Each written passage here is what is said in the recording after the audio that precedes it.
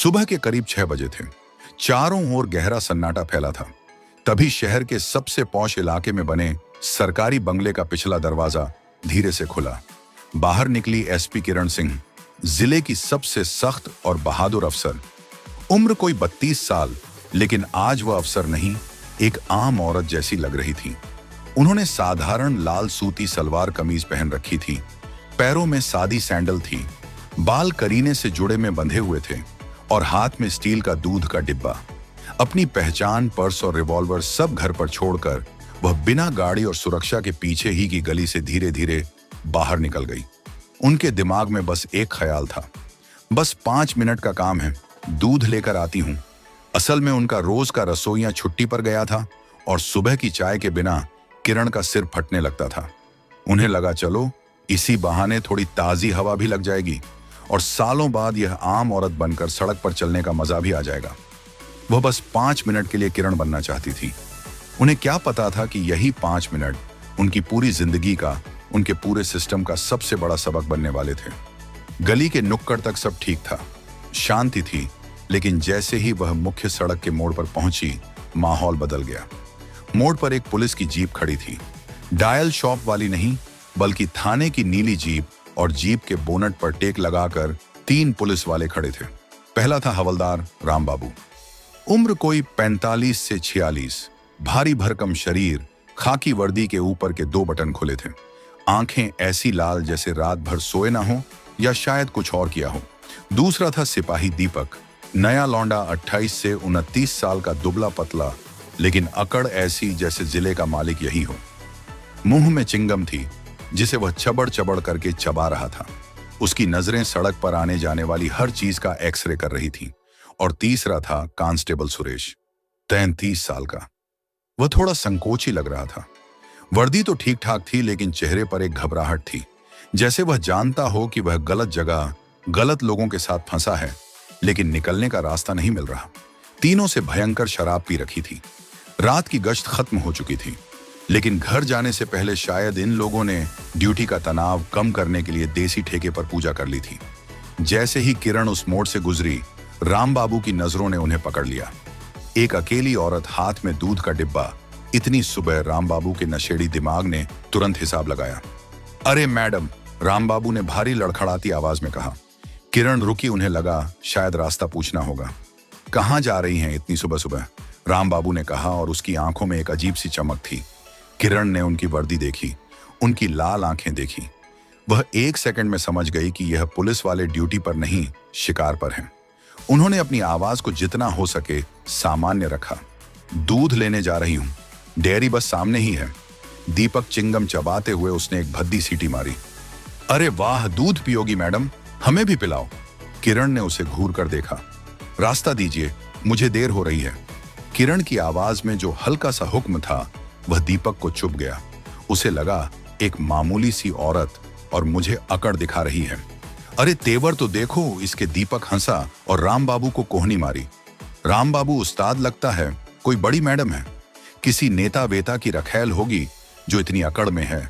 रखैल, ये शब्द किरण के कानों में पिघले हुए शीशे की तरह उतरा। गुस्से से अंदर का खून खौल उठा। उन्हें अपना ट्रेनिंग याद आया। एक ही किक में वह दीपक का जबड़ा तोड़ सकती थी, लेकिन उन्होंने खुद को रोका। नहीं, आज नहीं, आज मैं एसपी नहीं हूं, आज मैं एक आम औरत हूं। देखती हूं ये अपनी वर्दी का कितना फायदा उठाते हैं। किरण ने एक गहरी सांस ली। तमीज से बात कीजिए, आप लोग वर्दी में हैं। राम बाबू अब उनके रास्ते में आकर खड़ा हो गया। ओहो मैडम, तो हमें तमीज सिखाएंगी? शराब की तेज बदबू किरण के मुंह पर लगी। चल पहचान दिखा अपनी, कहाँ रहती है, क्या करती है, इतनी सुबह कहाँ से आ रही है? किरण ने शांति से कहा, मैं दूध लेने जा रही हूं, मेरे पास कोई पहचान नहीं है, मैं यहीं पास में रहती हूं। दीपक ने ठहाका लगाया। पहचान नहीं है? बिना पहचान के घूम रही है। चल भाई, केस बन गया। उस्ताद लगता है, रात भर का धंधा करके आ रही है और सुबह सुबह दूध वाली बन गई, बड़ी चालू है। कांस्टेबल सुरेश, जो अब तक चुप था, धीरे से बोला, उस्ताद जाने दो ना, औरत है, सुबह का टाइम है, क्यों पंगे में पड़ रहे हो? राम बाबू ने उसे झिड़क दिया। चुप कर, तू नया नया आया है, मुझे सिखाएगा ड्यूटी कैसे होती है? ये जो ज्यादा तेवर दिखाती है ना, इन्हीं का इलाज करना जरूरी है।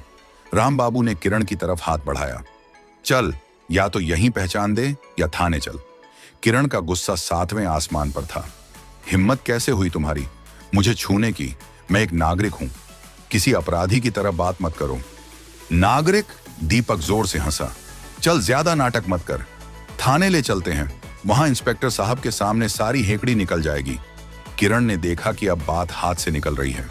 उन्होंने कहा, ठीक है, थाने चलो, मैं तुम्हारे इंस्पेक्टर से ही बात करूंगी। उन्हें लगा था कि थाने का नाम सुनकर यह लोग शायद डर जाएंगे, लेकिन हुआ उल्टा। अरे वाह, खुद थाने चलने को तैयार है। दीपक ने राम बाबू को आंख मारी। लगता है रेट तय करना है। चल उस्ताद, जीप में बिठा, वहीं पूछताछ करते हैं। इससे पहले कि किरण कुछ समझ पाती, दीपक ने जबरदस्ती उनका हाथ पकड़ लिया। किरण चीखी, छोड़ो मेरा हाथ। राम बाबू ने गुर्राते हुए कहा, चुपचाप बैठ जा जीप में। सुरेश ने एक बार फिर रोकने की कोशिश की। उस्ताद, ये ठीक नहीं हो रहा। राम बाबू ने उसे धक्का दिया। तू जीप स्टार्ट कर साले। दोनों ने मिलकर किरण को लगभग घसीटते हुए जीप में धकेल दिया। उनका दूध का डिब्बा सड़क पर गिर गया। किरण की आंखों में अपमान और गुस्सा था। उन्हें महसूस हो रहा था कि एक आम औरत होना इस देश में कितना बड़ा गुनाह है। जीप स्टार्ट हुई। किरण ने खुद को संभाला।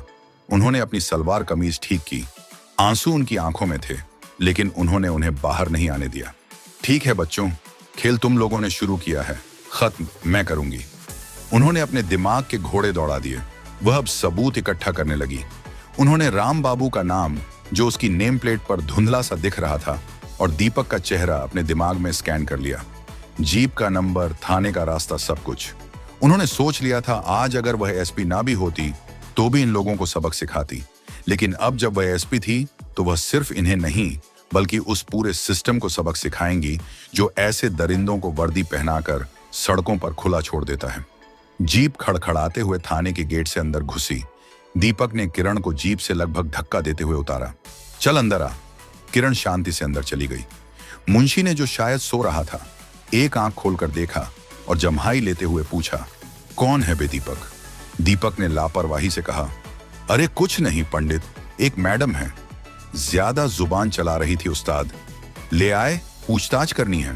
पूछताछ? यह शब्द किरण के कानों में चुभा। राम बाबू, जो अब तक थोड़ा लड़खड़ा रहा था, मुंशी के पास गया। पंडित, रात की रिपोर्ट में एक आवारागर्दी का केस डाल देना।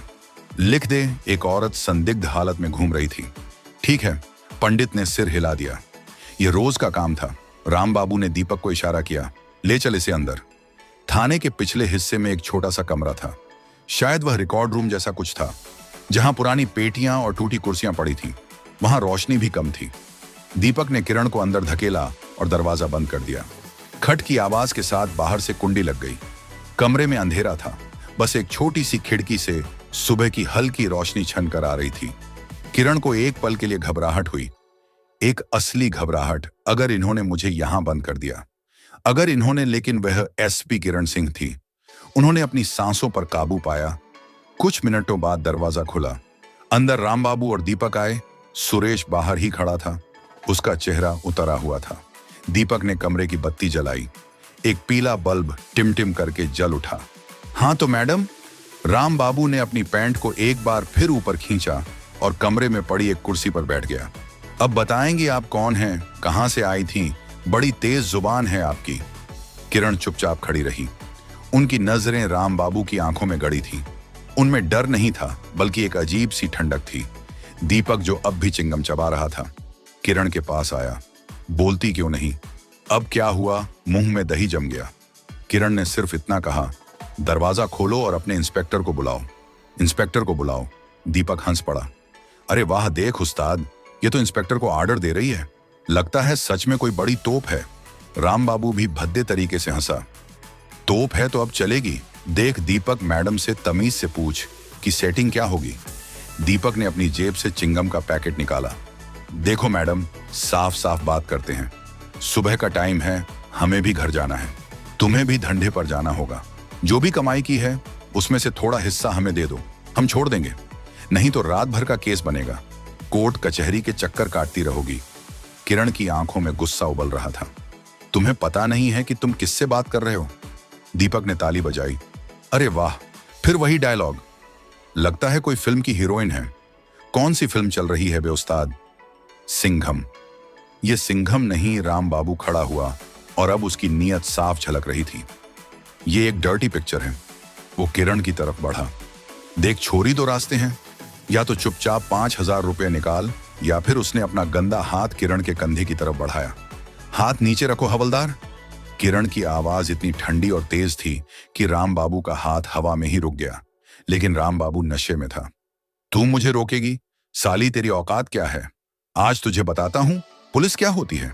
जैसे ही राम बाबू ने दोबारा हाथ बढ़ाया, किरण ने एक नजर कमरे के कोने में दौड़ाई। वहां छत के कोने में एक सीसीटीवी कैमरा था। शायद वह चल भी ना रहा हो, शायद वह सिर्फ दिखाने के लिए लगा हो। लेकिन किरण की उम्मीद जाग गई। उन्होंने कुछ नहीं कहा, बस अपनी नजरें उस कैमरे पर टिका दी। दीपक ने भी उनकी नजर का पीछा किया। अबे वह कैमरे को देख रही है। अरे कैमरा को देखकर क्या कर लेगी, उसका कंट्रोल भी हमारे पास ही है। वह फिर हंसा। कैमरे को देख रही है, सोच रही है कोई हीरो आएगा बचाने, कोई नहीं आएगा। दोनों की हरकतें अब बदतमीजी की हद पार करने लगी थी। वह भद्दे इशारे कर रहे थे, गंदे मजाक कर रहे थे, और किरण बस खड़ी थी और चुपचाप कैमरे को देख रही थी। वह बस इंतजार कर रही थी। 1 घंटा बीता, 2 घंटे बीते, अब सुबह के 8 बज चुके थे। थाने में बाकी स्टाफ भी आने शुरू हो गए थे। बाहर चाय वाले की आवाज आ रही थी। राम बाबू और दीपक शायद थक गए थे या उनका नशा हल्का हो रहा था। भाड़ में जा, दीपक ने कहा।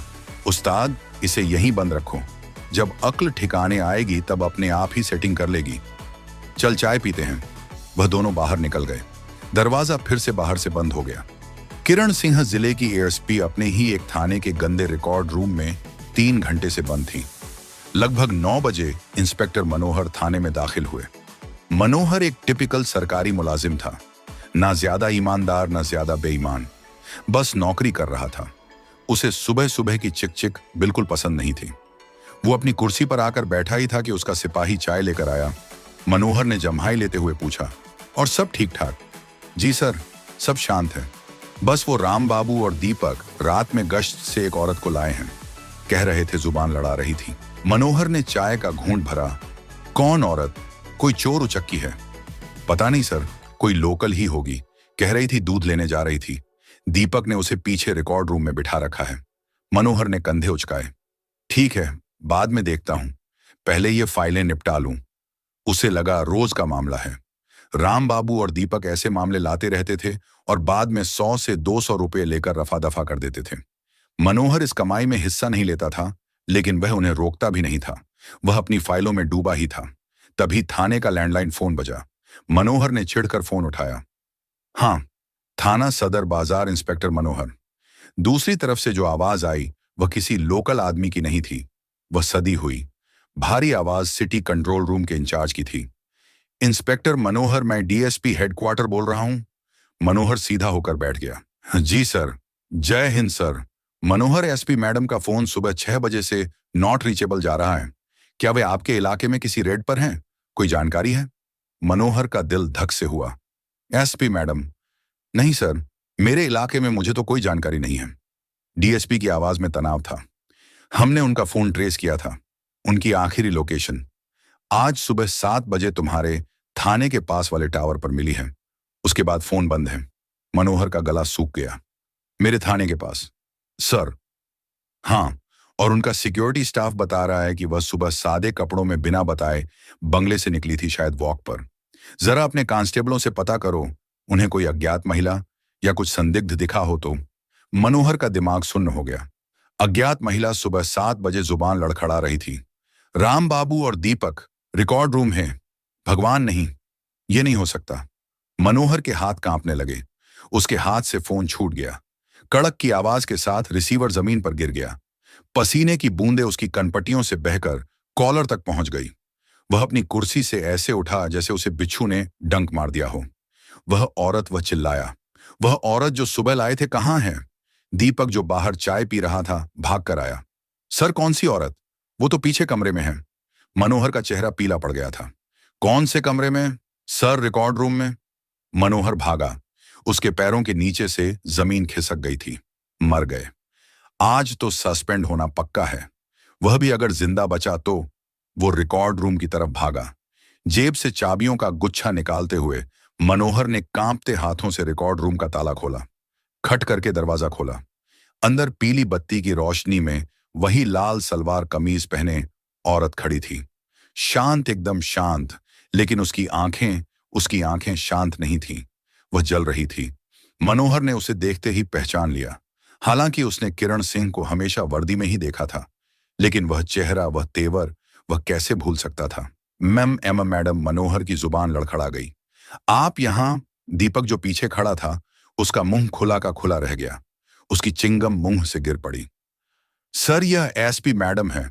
राम बाबू, जो अब तक नशे से जागकर थाने आया था, यह नजारा देखकर वहीं जम गया। उसका नशा एक सेकंड में हिरण हो गया। किरण सिंह ने मनोहर की तरफ देखा। उन्होंने कुछ नहीं कहा, बस एक कदम आगे बढ़ाया। मनोहर डर के मारे 2 कदम पीछे हट गया। मैडम, वो मुझे पता नहीं था, इन हरामखोरों ने। Shut up inspector. किरण की आवाज अब वह सुबह वाली आम औरत की नहीं थी। यह एसपी किरण सिंह की आवाज थी, इतनी तेज कि थाने की दीवारें कांप गईं। किरण बाहर निकली। मुंशी, कहाँ है तुम्हारा सीसीटीवी मॉनिटर? मुंशी कांपते हुए बोला। जी मैडम, वो इंस्पेक्टर साहब के केबिन में है। किरण सीधे मनोहर के केबिन में घुसी। पिछले 3 घंटे की रिकॉर्डिंग प्ले करो। अभी मनोहर ने कांपते हाथों से कंप्यूटर ऑन किया। सीसीटीवी फुटेज चल रहा था। राम बाबू का झूठ पकड़ा गया था। स्क्रीन पर सब कुछ साफ दिख गया। कैसे जीप से उसे धकेला गया, कैसे उसे रिकॉर्ड रूम में बंद किया गया, कैसे राम बाबू और दीपक अंदर आए, कैसे उन्होंने भद्दे इशारे किए, कैसे उन्होंने पैसे मांगे, कैसे राम बाबू ने हाथ बढ़ाने की कोशिश की। सब कुछ ऑडियो के साथ रिकॉर्ड हो रहा था। मनोहर ने जैसे ही फुटेज देखी, वह धड़ाम से अपनी कुर्सी पर गिर गया। मैडम, मैं बर्बाद हो गया। किरण ने फुटेज को सेव किया और पेन ड्राइव में कॉपी किया। किरण ने ठंडी आवाज में कहा, इंस्पेक्टर मनोहर, तुम सस्पेंड हो अभी इसी वक्त। नहीं मैडम, प्लीज मैडम, मैंने कहा। तुम सस्पेंड हो और अब मेरा फोन लाओ। मनोहर ने मोबाइल फोन कांपते हुए किरण की तरफ बढ़ाया। किरण ने पहला नंबर डायल किया। डीएसपी साहब, मैं एएसपी किरण सिंह बोल रही हूं। हाँ, मैं ठीक हूं। आप तुरंत अपनी टीम के साथ थाना सदर बाजार पहुंचिए, इमीडिएटली। दूसरा फोन महिला आयोग की चेयरपर्सन को। तीसरा फोन सारे न्यूज चैनलों के हेड को। फोन रखते ही किरण ने मनोहर की तरफ देखा। वह तीनों कहाँ हैं? अगले 15 मिनट में थाना सदर बाजार एक छावनी में तब्दील हो गया। लाल बत्ती वाली गाड़ियां, डीएसपी साहब, सिटी मजिस्ट्रेट सब भागे चले आ रहे थे। उनके पीछे पीछे मीडिया की वैन का तांता लग गया। कैमरे, माइक, फ्लैशलाइट, पूरा थाना भर गया और थाने के बीचों बीच वह खड़ी थी। एएसपी किरण सिन्हा, उसी लाल सलवार कमीज, लेकिन आंखों में एक फौलादी चमक थी। राम बाबू, दीपक और सुरेश, तीनों को हथकड़ी लगाकर जमीन पर बिठा दिया गया था। जैसे ही डीएसपी साहब ने किरण को उस हालत में देखा, वह सन्न रह गए। मैडम, ये क्या, आप ठीक तो हैं? किरण ने उनकी तरफ देखा। मैं ठीक हूं डीएसपी साहब, लेकिन इस जिले का कानून ठीक नहीं है। उन्होंने पेन ड्राइव डीएसपी को दी। यह सबूत है कि कैसे आपकी नाक के नीचे राजधानी के एक थाने में पुलिस वाले सुबह सुबह एक अकेली औरत को दूध की जगह इंसाफ मांगने पर मजबूर करते हैं। सीसीटीवी फुटेज सबके सामने बड़े मॉनिटर पर चलाई गई। मीडिया के कैमरे वह सब रिकॉर्ड कर रहे थे। जैसे जैसे फुटेज आगे बढ़ी, वहां खड़े हर अफसर का सिर शर्म से झुक गया। दीपक के भद्दे मजाक, राम बाबू की धमकी, सब कुछ साफ था। फुटेज खत्म होते ही राम बाबू और दीपक दोनों किरण के पैरों पर गिर पड़े। मैडम, गलती हो गई। राम बाबू दहाड़े मारकर रो रहा था। माफ कर दीजिए, बच्चे हैं, मेरे बीवी हैं, हम नशे में थे। मैडम, पहचान नहीं पाए दीपक, जिसकी सारी अकड़ निकल चुकी थी, बस जमीन पर सिर पटक रहा था। मैडम, मेरा करियर शुरू होने से पहले ही खत्म हो जाएगा, मुझे माफ कर दो, आगे से चिंगम भी नहीं खाऊंगा। सुरेश, तीसरा कांस्टेबल, बस चुपचाप रो रहा था। वहां मौजूद सब लोग किरण की तरफ देख रहे थे। अब फैसला उनके हाथ में था। किरण सिंह ने माइक हाथ में लिया। उन्होंने रोते हुए पुलिस वालों की तरफ नहीं देखा, उन्होंने मीडिया के कैमरों की तरफ देखा। उन्होंने बोलना शुरू किया। आज मैं दूध लेने निकली थी, एक आम नागरिक बनकर यह देखने कि जिस शहर की मैं एसपी हूं, क्या वहां की औरतें सुबह 6 बजे सुरक्षित हैं। और मुझे मेरा जवाब मिल गया। ये 3 लोग, उन्होंने तीनों की तरफ इशारा किया। यह सिर्फ पुलिस वाले नहीं हैं, ये वह दीमक हैं जो इस वर्दी को अंदर से खोखला कर रहे हैं। वो राम बाबू के सामने आकर खड़ी हुई। तुम मुझे पहचान नहीं पाए। राम बाबू अगर पहचान लेते तो क्या करते? सैल्यूट मारते, मेरे पैर छूते। और अगर मैं सच में कोई आम औरत होती, कोई मजदूर की बीवी, कोई स्टूडेंट जो दूध लेने जा रही थी, तो क्या करते? राम बाबू के पास कोई जवाब नहीं था। तो तुम उसके साथ वही करते जो तुमने मेरे साथ करने की कोशिश की। तुम उसकी इज्जत का सौदा करते, तुम उसे धमकाते, तुम उसे उस रिकॉर्ड रूम में बंद कर देते। किरण की आवाज गूंज रही थी। उन्होंने पास खड़े एक दूसरे इंस्पेक्टर को हुक्म दिया, इन तीनों के खिलाफ एफआईआर दर्ज करो और इंस्पेक्टर मनोहर के खिलाफ भी। धारा 354 महिला की गरिमा का अपमान, 341 गलत तरीके से रोकना, 342 गलत तरीके से कैद करना, 506 जान से मारने की धमकी और धारा 376 511 बलात्कार का प्रयास, अटेम्प्ट टू रेप। यह सुनते ही तीनों की चीख निकल गई। रेप अटेम्प्ट का चार्ज उनकी जिंदगी तबाह कर देता। नहीं मैडम, नहीं। किरण ने उनकी तरफ देखा। तुम्हारे जैसे लोग इस वर्दी पर दाग हैं। आज अगर मैं एसपी नहीं होती, अगर मेरे पास यह ओहदा, यह ताकत नहीं होती, तो शायद यही तुम्हारी दरिंदगी किसी और महिला के साथ होती, और वह बेचारी शायद कभी शिकायत भी नहीं कर पाती, या करती तो तुम लोग उसे ही चालू औरत कहकर भगा देते। यह सबक सिर्फ तुम्हारे लिए नहीं है। किरण ने वहां मौजूद हर पुलिस वाले की तरफ देखा। यह सबक उस हर वर्दी वाले के लिए है जो सोचता है कि यह वर्दी उसे औरत को छेड़ने का, गरीब को धमकाने का या नशे में ड्यूटी करने का लाइसेंस देती है। तीनों को तुरंत सस्पेंड किया जाता है और मैं खुद यह केस लड़ूंगी कि इन्हें नौकरी से बर्खास्त किया जाए। डीएसपी साहब ने ताली बजाई। मीडिया ने इस बयान को ब्रेकिंग न्यूज बना दिया। कांस्टेबल सुरेश, जो अब तक चुप था, रोते हुए बोला, मैडम, मैंने तो उस्ताद को रोकने की कोशिश की थी। किरण ने एक पल उसे देखा। जब बुराई हो रही हो तो उसे ना रोकना भी उतना ही बड़ा गुनाह है। सुरेश, तुम भी उतने ही जिम्मेदार हो। वह थाने से बाहर निकली। सुबह के 10:30 बज रहे थे।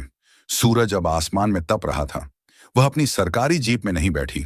वह उस भीड़, उस शोर से दूर पैदल ही अपने बंगले की तरफ चल पड़ी। आज उन्हें चाय नहीं मिली थी, लेकिन पूरे सिस्टम को एक ऐसी कड़क चाय पिला दी थी जिसकी जरूरत सालों से थी। किरण सिंह जब उस दिन थाने से पैदल निकली तो सूरज सिर पर था। गुस्सा, एड्रेनलिन और अपमान का जो कॉकटेल उनके अंदर उबल रहा था, वह अब ठंडा पड़ रहा था। जैसे जैसे वह अपने बंगले के करीब पहुंची, उनके कदम भारी होते गए। बंगले का मेन गेट खुला। संतरी, जो हमेशा उन्हें जीप में आते देखता था, आज उन्हें पैदल उस लाल सलवार कमीज में, हाथ में पिचका हुआ दूध का डिब्बा लिए देखकर चौंक गया। वो कुछ बोलता उससे पहले ही किरण को देखकर उसने जोर से सैल्यूट ठोका। जय हिंद मैडम। उसकी आवाज में रोज वाली इज्जत से ज्यादा डर था। किरण ने बस सिर हिलाया। वह बंगले के अंदर गई। वही बंगला जहां से वह सुबह 6 बजे किरण बनकर निकली थी। अब वहां एसपी किरण सिंह लौटी थी। कमरा खाली था, सन्नाटा था। वह सीधे बाथरूम में गई। शवर के नीचे खड़ी हो गई। गर्म पानी जब उनके शरीर पर गिरा, तब जाकर उन्हें एहसास हुआ कि वह कांप रही हैं। वो गुस्सा नहीं था, वह थकान थी। वह 3 घंटे जो उन्होंने उस गंदे रिकॉर्ड रूम में बिताए थे, वह अब उनके दिमाग पर हावी हो रहे थे। दीपक की भद्दी हंसी, राम बाबू की लाल आंखें। उन्होंने खुद को जोर जोर से रगड़कर नहाना शुरू किया, जैसे वह उस थाने की गंध को, उस अपमान को अपने शरीर से मिटा देना चाहती हो। वह लाल सलवार कमीज, जो अब सबूत से कम नहीं थी, उसे उन्होंने उतारकर एक पॉलीथीन बैग में सील कर दिया। करीब आधे घंटे बाद जब वह अपनी वर्दी, वही स्टार वाली स्त्री की हुई खाकी वर्दी पहनकर शीशे के सामने खड़ी हुई, तो उन्हें लगा कि आज इस वर्दी का वजन पहले से बहुत ज्यादा है। उन्होंने वह पिचका हुआ दूध का डिब्बा उठाया और अपनी बड़ी सी साफ सुथरी डेस्क पर संविधान की किताब के ठीक बगल में रख दिया। एक याददाश्त के तौर पर कि वर्दी और आम आदमी के बीच का फासला बस एक सुबह, एक मोड़ और 3 गलत पुलिस वालों जितना ही है। अगली सुबह जब एसपी किरण सिंह अपने दफ्तर पहुंची तो माहौल देखने लायक था। नमस्कार मैडम। जय Hind madam. Good morning madam. आवाजें बहुत थी, लेकिन आंखों में आंखें डालने वाला कोई नहीं था। जिस दफ्तर में उनके आने से पहले सिपाही ठहाके लगाते थे, मजाक मस्ती चलती थी, वहां आज मातम जैसा सन्नाटा था। वह अपने केबिन की तरफ बढ़ी। हर पुलिस वाला जो उन्हें देखता, वह सावधान की मुद्रा में खड़ा हो जाता। वह समझ गई, यह इज्जत नहीं थी, यह खौफ था। उन्होंने अपने ही डिपार्टमेंट की, अपने ही घर की इज्जत नीलाम कर दी थी। कल तक जो लोग राम बाबू और दीपक के साथ बैठकर चाय सुट्टा पीते थे, आज वह सब किरण सिंह को बाहर वाला समझ रहे थे।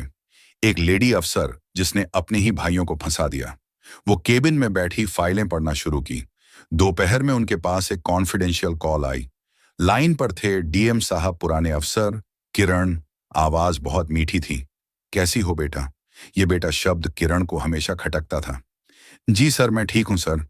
सुना है कल कुछ ज्यादा ही एक्शन हो गया। किरण चुप रही। देखो किरण, तुमने जो किया अच्छा किया, सस्पेंशन तक ठीक था, लेकिन यह 376 अटेम्प्ट टू रेप, बेटा ये कुछ ज्यादा नहीं हो गया? वो लोग नशे में थे, बदतमीजी की, लेकिन यह चार्ज, ये तो उनका पूरा खानदान तबाह कर देगा। किरण की पकड़ फोन पर मजबूत हो गई। सर, अगर आज मैं एसपी नहीं होती और मेरे पास सीसीटीवी का सबूत नहीं होता, तो वह मेरे साथ क्या करते, इसका अंदाजा आप लगा सकते हैं। और अगर वह कर गुजरते, तो क्या आप तब भी यही कहते कि नशे में थे? दूसरी तरफ कुछ पल की खामोशी रही। बात वह नहीं है किरण, बात डिपार्टमेंट की इज्जत की है। तुमने मीडिया को बुला लिया, डीएसपी को बुला लिया, पूरे महकमे की थू-थू हो रही है। अखबारों ने हमें वर्दी वाले दरिंदे छाप दिया है। इससे फोर्स का मोरल डाउन होता है। मोरल? किरण की आवाज अब ठंडी थी। सर, मोरल तब डाउन होना चाहिए जब वर्दी पहनकर कोई औरत को छेड़े। मोरल तब डाउन होना चाहिए जब इंस्पेक्टर अपने ही थाने में चल रहे अपराध से अनजान हो। मेरा काम मोरल बढ़ाना नहीं, क्राइम खत्म करना है सर, चाहे वह क्राइम वर्दी के अंदर हो या बाहर। डीएम साहब समझ गए कि यह मैडम पिघलने वाली नहीं है। ठीक है, उन्होंने ठंडी आभरी जैसा तुम्हें ठीक लगे, लेकिन याद रखना किरण, जंगल में रहकर मगरमच्छ से बैर नहीं पालते। तुम अकेली हो। फोन कट गया। किरण को समझ आ गया था, सिस्टम अब लड़ाई के लिए तैयार हो रहा था। उसी रात शहर के दूसरे कोने में पुलिस लाइन के एक बदबूदार सीलन भरे क्वार्टर में राम बाबू जमीन पर बैठा शराब पी रहा था। वह रो नहीं रहा था, वह बस भूल रहा था। उसकी पत्नी, जो कल तक हवलदारनी होने पर अकड़ती थी, आज कोने में बैठी रो रही थी। बच्चे सहमे हुए थे। सब खत्म कर दिया। वह बुदबुदाया। 25 साल की नौकरी, पेंशन, इज्जत, सब एक औरत ने एक ही झटके में ले लिया। तभी दरवाजे पर दस्तक हुई। दीपक खड़ा था, वही अकड़ू सिपाही, लेकिन आज चिंगम की जगह उसकी आंखों में नफरत थी। उस्ताद, वह अंदर आया। ऐसे बैठे रहोगे? तो क्या करूं बे? राम बाबू गुर्राया। नाचू तेरी वजह से हुआ है, सब तूने ही उकसाया था। आइटम है, आइटम है। मेरी वजह से दीपक की आवाज भी चढ़ गई। और तुम जो डर्टी पिक्चर का डायलॉग मार रहे थे, वो क्या था? हम सब फंसे हैं उस्ताद, और बराबर के फंसे हैं। दोनों कुछ देर चुपचाप शराब पीते रहे। वह सुरेश, दीपक ने कहा, वह सरकारी गवाह बन गया है। सुना है कल मजिस्ट्रेट के सामने बयान देगा कि हम लोगों ने ही मैडम को छेड़ा था। हरामखोर, रामबाबू ने गिलास फेंक कर मारा। उस्ताद, दीपक अब रामबाबू के पास आया। ये जो 376 का केस लगा है ना, इसमें उम्र कैद भी हो सकती है। सस्पेंड हुए, बर्खास्त हुए, चलो ठीक है, लेकिन रेपिस्ट का ठप्पा मैं नहीं लगने दूंगा। करेंगे क्या? वो एसपी है। दीपक शैतानी अंदाज में मुस्कुराया। वह एसपी है तो क्या, औरत तो है, और औरत की सबसे बड़ी कमजोरी क्या होती है? उस्ताद, क्या? इज्जत। दीपक ने अपनी योजना बताई। हमें बस यह साबित करना है कि वह मैडम दूध लेने नहीं, किसी और काम से निकली थी।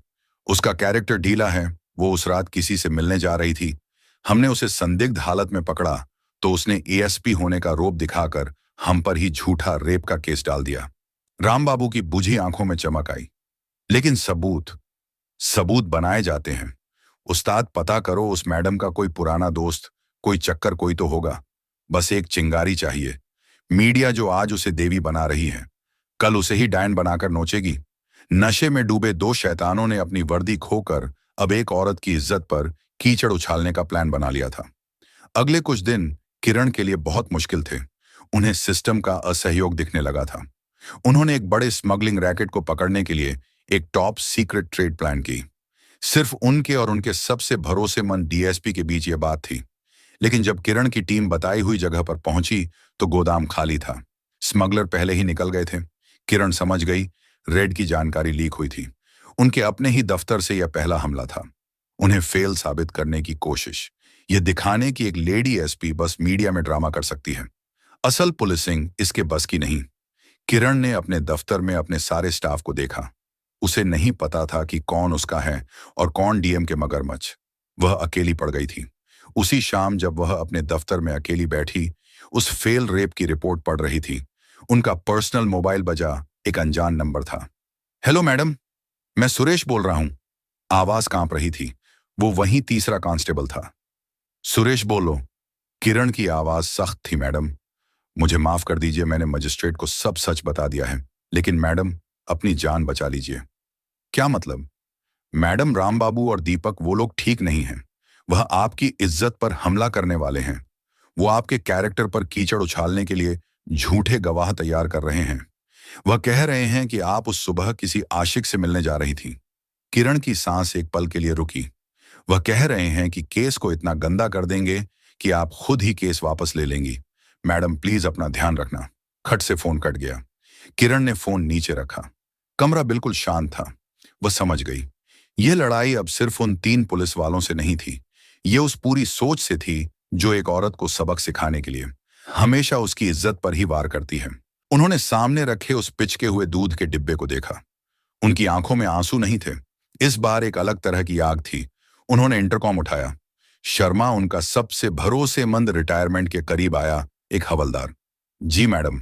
शर्मा, पता करो शहर में सबसे घटिया, सबसे बिकाऊ पत्रकार कौन है। शर्मा चौंका। मैडम, और राम बाबू, दीपक आजकल किन किन लोगों से मिल रहे हैं? मुझे एक एक डिटेल चाहिए। यह लड़ाई उन्होंने शुरू की थी, लेकिन खत्म खत्म तो मैं ही करूंगी। किरण सिंह ने तय कर लिया था। अगर सिस्टम को साफ करने के लिए कीचड़ में उतरना पड़े तो वह उतरेंगी। वर्दी इस बार भी नहीं उतरेगी। अगले 2 दिन तक किरण खामोश रही। दफ्तर में वह बस अपनी फील्ड रेट की फाइलों पर काम करती रही, जैसे उन्होंने हार मान ली हो। डीएम साहब को लगा कि बेटा रास्ते पर आ रही है, लेकिन असली खेल पर्दे के पीछे चल रहा था। हवलदार शर्मा ने शहर के सबसे बिकाऊ पत्रकार वर्मा को ढूंढ निकाला था। वही वर्मा जो पैसे लेकर किसी की भी इज्जत उछाल दे। किरण ने वर्मा को अपने बंगले पर बुलाया। किरण ने कहा, वर्मा, मैं चाहती हूं तुम राम बाबू और दीपक से मिलो।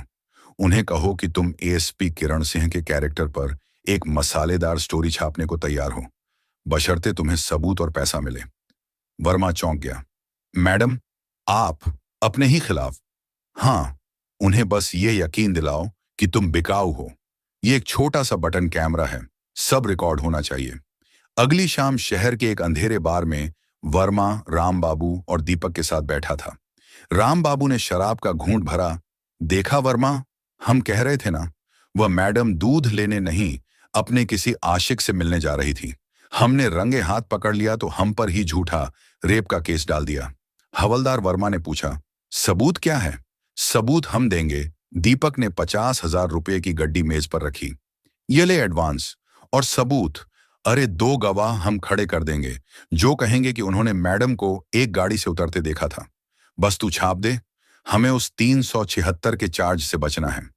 एक बार उसका कैरेक्टर खराब हो गया, वह खुद केस वापस ले लेगी। वर्मा ने गड्डी उठाई। छप जाएगा, कल सुबह की हेडलाइन देखना। अगली सुबह डीएम साहब ने गुस्से में किरण को फोन किया। किरण, ये सब क्या है? पूरा शहर तुम्हारी पर्सनल लाइफ के बारे में फुसफुसा रहा है। ये बदनामी पूरे डिपार्टमेंट की है। मैं तुम्हें आखिरी बार कह रहा हूं, वह 376 का चार्ज वापस लो वरना। सर, किरण ने शांति से कहा, आप बस 1 घंटे में प्रेस कॉन्फ्रेंस बुलाएं। आज सारा हिसाब होगा। प्रेस कॉन्फ्रेंस हॉल खचाखच भरा था। राम बाबू और दीपक सस्पेंडेड होने के बावजूद कोने में खड़े मुस्कुरा रहे थे। उन्हें लगा उनकी जीत हो गई। किरण सिंह माइक पर आईं। कल मुझसे कहा गया था कि पानी में रहकर मगरमच्छ से बैर नहीं पालते। उन्होंने डीएम की तरफ देखा। आज मैं उन मगरमच्छों का परिचय आप सबसे कराना चाहती हूं। उन्होंने प्रोजेक्टर पर वर्मा वाली रिकॉर्डिंग प्ले कर दी। ऑडियो और वीडियो बिल्कुल साफ था। राम बाबू का भद्दी गाली देना, दीपक का 50,000 रुपये देना और झूठे गवाह खड़े करने की बात। सब कुछ हॉल में सन्नाटा छा गया। राम बाबू और दीपक के चेहरे का रंग उड़ गया। किरण ने रिकॉर्डिंग रोकी। पहली फर मेरी इज्जत पर हमले की थी। ये दूसरी फर सबूतों के साथ छेड़छाड़ करने, एक लोक सेवक, पब्लिक सर्वेंट को बदनाम करने की साजिश रचने और न्याय प्रक्रिया में बाधा डालने, ऑब्स्ट्रक्शन ऑफ जस्टिस के लिए है। उन्होंने पुलिस वालों को इशारा किया, अरेस्ट देम। इन पर अब क्रिमिनल कॉन्स्पिरेंसी का चार्ज भी लगेगा। डीएम साहब का मुंह खुला रह गया। मीडिया जो कल तक किरण पर शक कर रहा था, अब राम बाबू और दीपक पर टूट पड़ा। किरण सिंह चुपचाप कॉन्फ्रेंस हॉल से बाहर निकली। वह अपने दफ्तर लौटी। आज भी उन्हें सुबह चाय नहीं मिली थी, लेकिन उन्होंने पूरे सिस्टम की वह गंदी नाली साफ कर दी थी जिसकी बदबू बरसों से सबको परेशान कर रही थी।